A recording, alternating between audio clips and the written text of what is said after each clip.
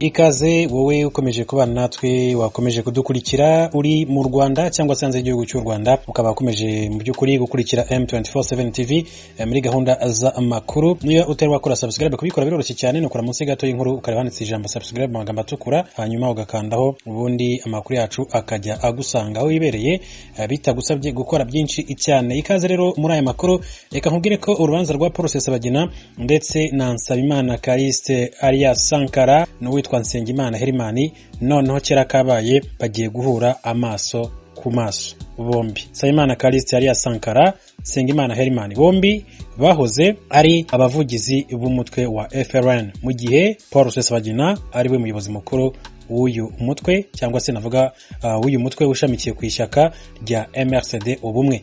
Hanyuma rero urukiko rukuru mu rugereko rwihariye ruburanisha ibyaha mpuzamahanga n'ibyambukiranya imipaka ruherereye mu karere ka Nyanza rwanzuye ko dosiye Nsabimana Kariste wiyise Sankara wari umuvugizi w'umutwe wa FRN n'iya Nsengimana Herman wamusimbuye kuri uwo mwanya ihuzwa n'iya Rusesagina n'abandi bantu bagera kuri 17 kuko ngo rwasanze ibyaha baregwa birimo iterabwoba, ubwicanyi, gushimuta no gutwikira abantu. Mu by'ukuri ibi byaha byombi babihuriyeho, no kuvuga ngo nkuko byakomeje kuvugwa kenshi cyane nka Nsabimana Kariste alias Sankara yakunze kuvuga ko urubanza rwe rwahuzwa n'urwa shebuja, no kuvuga Rusesagina cyane ko ari wari uyoboye uyu mutwe. Kuri uyu wa kane nibwo urukiko rwatangaje umwanzuro rwafashe kuri dosiye Nsabimana Kariste ya Rusesagina ndetse n'izabandi bantu bagera kuri 17. Urukiko rwavuze ko rwasuzumye icyifuzo cy'ubushinjacyaha buhuriyeho na bamwe mu baregwa barimo Nsabimana Kariste alias Sankara na Nsengimana Hermani rusanga gifite ishingiro. Mu iburanisha riheruka ubushinjacyaha bwari bwasabye ko dosiye Nsabimana Kariste na Nsengimana Hermani ihuzwa n'iya Rusesagina na bagenzi be 17 kuko ibyaha baregwa bifitanye isano ku kigero cyo hejuru nk'uko byakomeje kugenda bitangazwa. Bwavuze ko bose bakurikiranyweho ibyaha bijyanye n'umutwe wa MRCD-FLN, bityo mu buryo bw'imigendekere myiza y'urubanza ari byiza ko izo dosiye ziburanishirizwa hamwe kuko mu byo baregwa hari byinshi cyane bahuriyeho.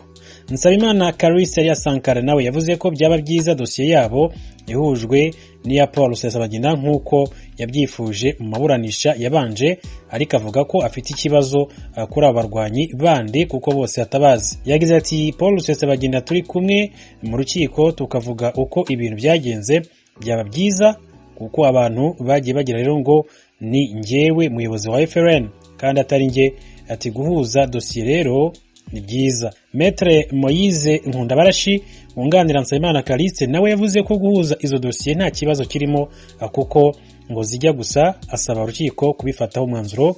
Nsengimana Hermani we yavuze ko afite impungenge ko dosiye ye n'iya Nsabimana Kariste ndetse n'iya Rusesagina zishobora kuba zidahuye kubera ko bo baregwa ibyaha byinshi cyane.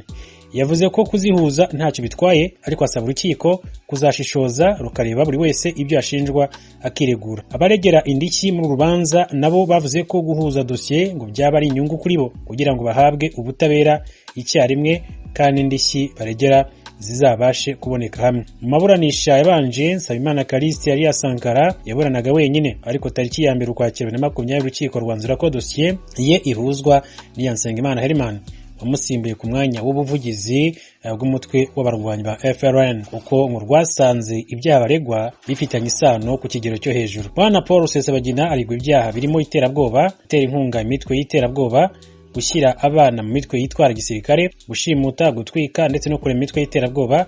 Yafatiwe ku kibuga cy'indege mpuzamahanga cya Kigali Kanombe mu kwezi kwa 8 2020. Nsengimana Hermani we yafatiwe hamwe n'abandi barwanyi bo mu bitero ingabo za Repubulika ya Kongo zagabye ku mitwe yitwaje intwaro mu ntara Kivu y'Amajyepfo bashyikirijwe u Rwanda mu Kuboza 2019. Ni mu gihe Nsabimana yafatiwe mu birwa bya Komore muri Mata 2019. Urukiko rwategetse ko urubanza ruhurijwe hamwe ruzaburanishwa mu mizi tariki 26 Mutarama 2021 kugira ngo abaregwa bose babanze bitegure neza urubanza nk'uko mu myanzuro y'urukiko byakomeje kugenda bigaragazwa. Ni Nsabimana Callixte wise Major Sankara ndetse na Paul Rusesagina, uyu nguyu uwamamaye cyane kubera filime yiswe Hotel Rwanda irimo inkuru ivuga yuko yarokoye abatutsi mu by'ukuri muri jenoside yakorewe abatutsi mu mwaka wa 1994 muri Hotel de Mille Collines mu mujyi wa Kigali. Ni inkuru itaravuzweho rumwe. Hanyuma na Sengimana Herman nawe wasimbuye Nsabimana Callixte ku buvugizi bw'uyu umutwe wa FRN ushinjwa ibyaha bikomeye cyane kuba waragabye ibitero cyane cyane mu ntara y'Amajyepfo mu karere ka Nyamagabe ndetse n'akarere ka Nyaruguru.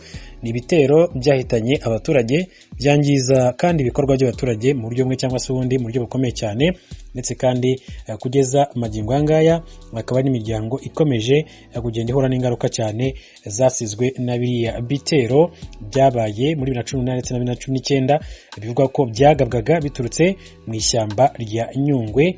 Ndetse mu by'ukuri Paul Rusesabagina akigera mu Rwanda mu rukiko yaje kwemera ko ibyo bitero byabayeho kandi akavuga ko asaba n'imbabazi kubo byagizeho ingaruka, nubwo bwose nyuma yaje kugenda agaragaza yuko adafite ahuriye n'abagabye ibitero muri Nyungwe cyangwa se muri kariya gace ka Nyamagabe ndetse na Nyaruguru.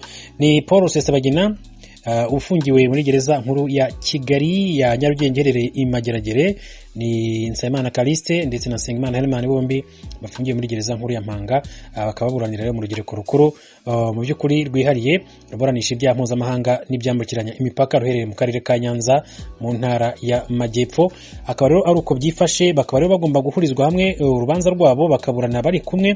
Mu by'ukuri ku buryo navuga ngo ni Paul Rusesabagina chef cyangwa se boss agiye guhura n'abakozi be barimo Sankara, Nsabimana Callixte ndetse na Sengimana Herman. Ku itariki ya mbere y'ukwezi kwa 12 mu 1824 amatora ya perezida wa Leta Zunze Ubumwe za Amerika yarananiranye, habuze uyatsinda.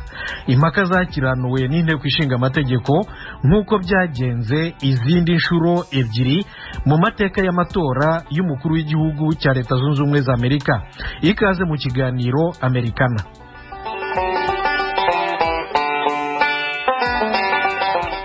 Mu 1824 igihugu cyari kigizwe na Leta Zunze Ubumwe 24. Amatora y'umukuru wacyo yari aya 10 mu mateka yacyo. Yatangiye kuwa kabiri ku itariki ya 26 y'ukwezi kwa 10 arangira kuwa gatatu ku itariki ya mbere y'ukwa 12 muri uwo mwaka.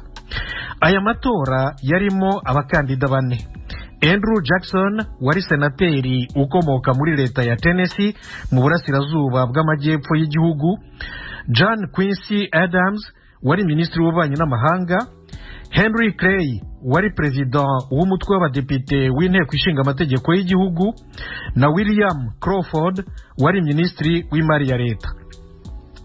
Icyo gihe kandi koleji y'abatora yari igizwe n'abantu 261.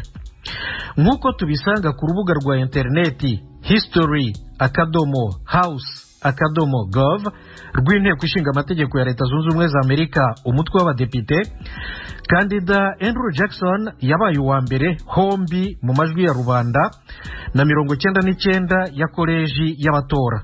John Quincy Adams yabonye amajwi 85, William Crawford 41, naho Henry Clay abona 37 muri koleji y'abatora.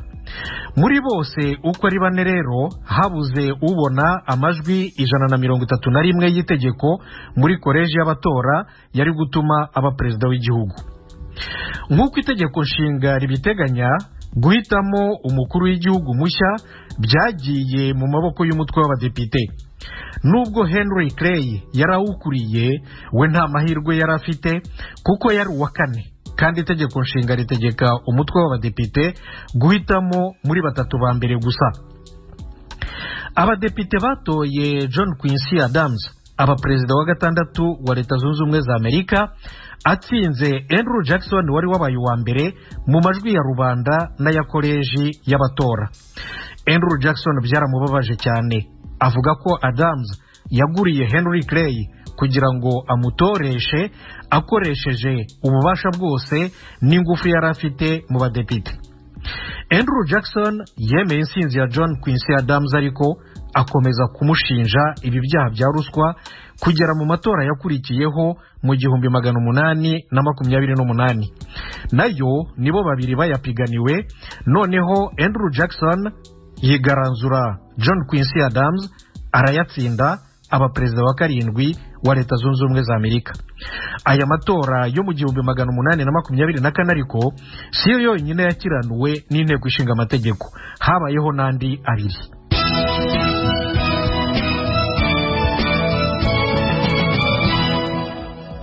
Radio Ijwi ry'Amerika. Mu 1800 igihugu cya Leta Zunze Ubumwe za Amerika cyari kigizwe na leta 16. Koleji y'abatora yari igizwe n'abantu 138. Amatora y'umukuru w'igihugu yo muri uwo mwaka yabaye kuva ku itariki ya 31 y'ukwezi kwa 10 kugera ku itariki ya 3 y'ukwa 12 kwakurikiyeho. Aya matora yarimo abantu bane, aribo perezida wa kabiri wa Leta Zunze Ubumwe za Amerika John Adams washakaga manda ya kabiri, Thomas Jefferson wari vice perezida we, Aaron Burr wari warigeze kuba senateri mu nteko ishinga amategeko ya Leta Zunze Ubumwe za Amerika, na Charles Pinckney wari warigeze kuba ambasaderi wa Leta Zunze Ubumwe za Amerika mu Bufaransa. Amatora yarangiye babiri ba mbere ari Thomas Jefferson na Aaron Burr banganya amajwi ya koleji y'abatora 73 buri wese, na President John Adams wa gatatu n'amajwi ya koleji y'abatora 65. Bakiranuwe n'inteko ishinga amategeko umutwe w'abadepite bikurikije rero itegeko nshinga. Abadepite bamaze iminsi 6 bajya impaka batora inshuro 36 zose mbere yo guhitamo Thomas Jefferson aba perezida wa gatatu wa Leta Zunze Ubumwe za Amerika. Amatora rero yo mu 1800 niyo ya mbere yakiranuwe n'umutwe w'abadepite w'inteko ishinga amategeko kuko yari yabuze uyatsinda. Aya kabiri